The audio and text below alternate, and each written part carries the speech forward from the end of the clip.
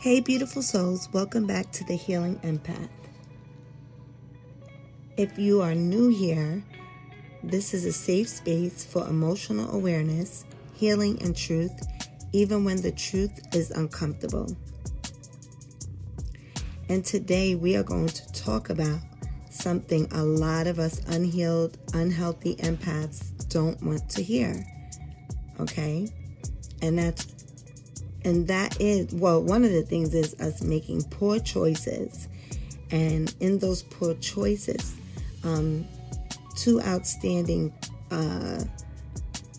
topics, which is about friendships and relationships and how we make poor decisions picking them.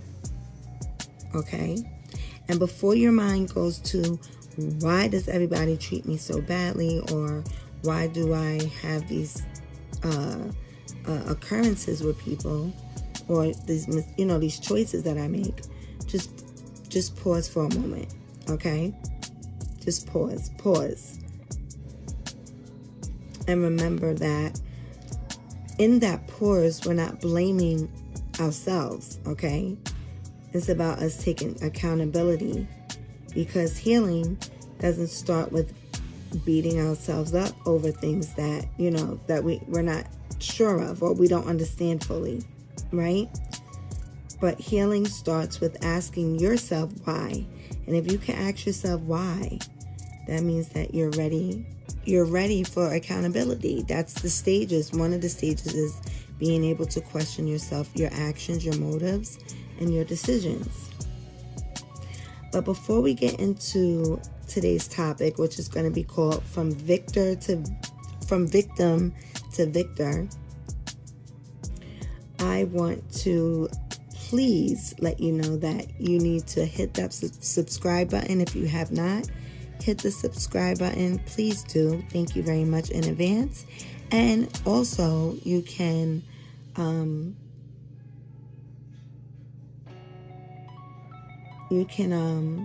why did I forget that? Oh, turn on your notifications. I don't know. You know how some things just slip your mind? That slipped my mind for like 2 seconds. Sorry, guys. But anyway, turn on your notifications. I normally upload every Tuesday. Last week I was a little late, so no later than Wednesday, but I've been pretty consistent. I've been for Tuesday. So every Tuesday I drop a new video. Okay, so let's get into today's topic. It shouldn't be a long one. All right, so as I was saying before, this isn't about blaming yourself or, blaming myself. It's not about blaming anything. It's being able to take responsibility and understand that healing doesn't start with tearing yourself apart. Healing is always when you question yourself, when you question those motives, right? Now, the real question is, why could this be happening? Okay? So I'm going to give you from my perspective what I've noticed, okay?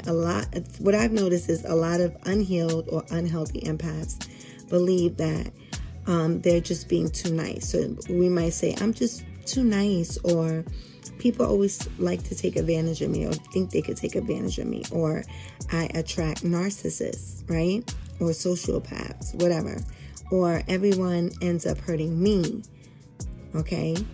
But the real truth is that it's not that everyone wants to sabotage or take advantage of us. It's not that that we have this negative energy surrounded us. It's really our inner system, which is our nervous system, and how it's familiar with being either overextended, overlooked, or emotionally used, right? Or someone is emotionally unavailable. And most of that time, and most of the time that happens is usually by someone that is close to you, which could be your parent or a caregiver from when you grew up, right? And I know some people like to stay away from, they don't want to, talk about their childhood or think because you're an adult now, it doesn't matter, but it does matter. Because if you grew up having to earn your love from a caregiver or a parent, Some people grow up and they never even heard their parents say, I love you, or I care about you, whatever. So earning the love of that elder, that person that's responsible for you. Emotionally supporting adults when you are their emotional pillow, and they tell you all things that really are not appropriate for their ages.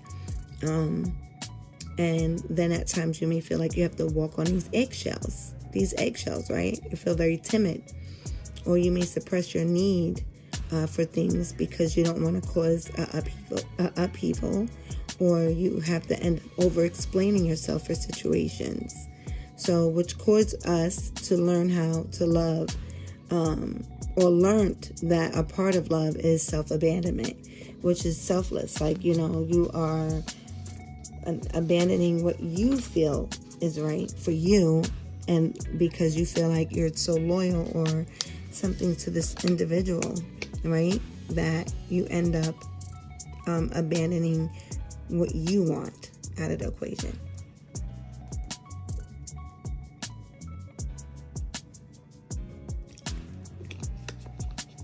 So that's just the spiel of exactly why that pattern happens. So now, like when you're an adult, as an adult, unhealed or unhealthy empath, you unconsciously recreate that same dynamic, the same exact thing, right? So next, I talk about the victor or villain theory. Most unhealed empaths live in the victim role. They do. And it's not because we're weak, but because we're conditioned to believe that our needs come last, right? Sometimes when that pain builds up, they flip into what could be the villain, which some people will call the dark empath, right? Where there's resentment, passive aggression, emotional explosions, cutting people off without communication. But healing isn't about staying the victim or becoming the villain. Healing is about becoming the victorious, right? The victor says, I see the pattern, I take responsibility, and I choose differently. So that's that thing that we talked about where I mentioned, the why. Once you can say or question yourself to something, that's when you know you're ready for accountability.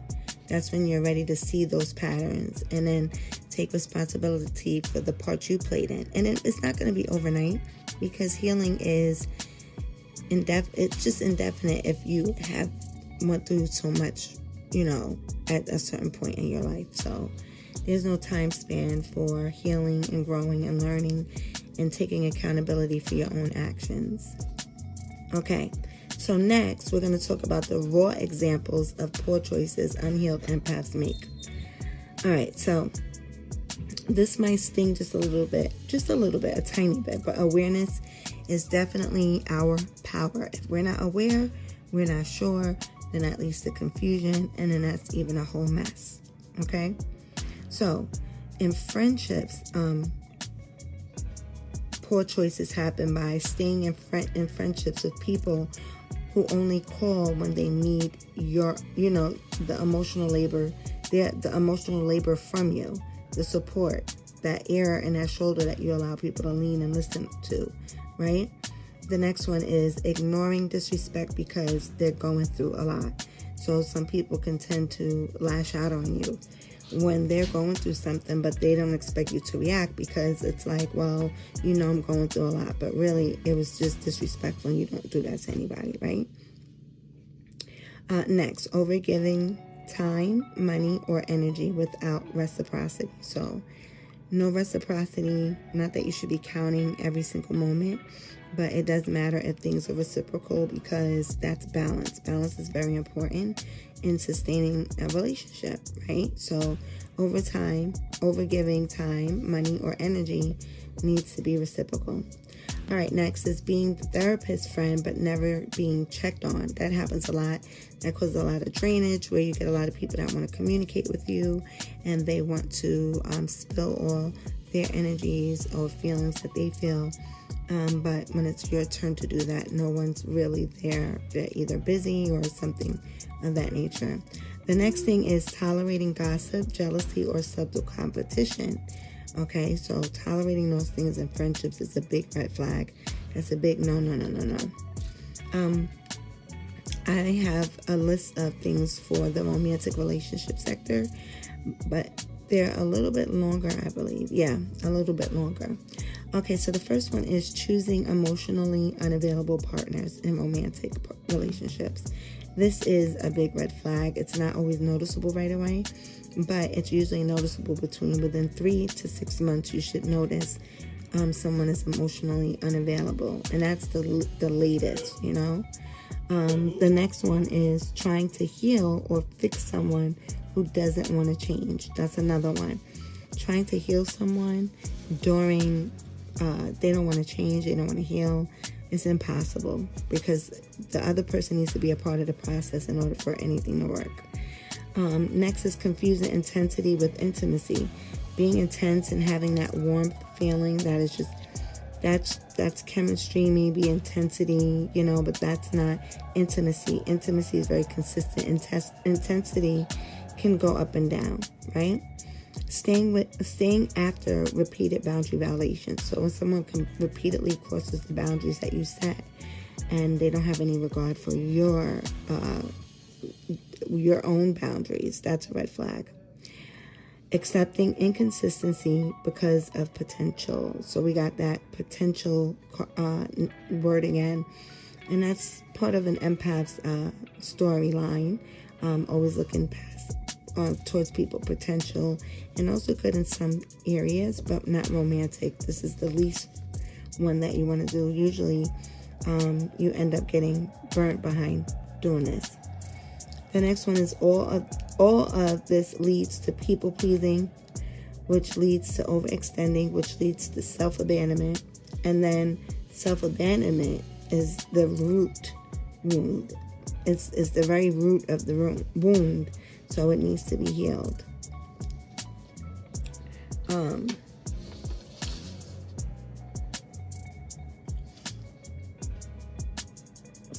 And those are just some of the poor choices that us unhealthy or unhealed empaths have done or still do, depending if you identify yourself that way. But either way, this is all coming from a good space.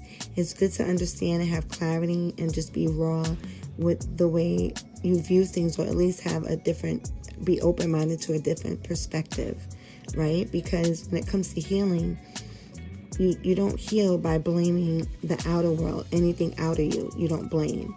And you don't heal either by blaming yourself, right? You heal by becoming aware and conscious, right?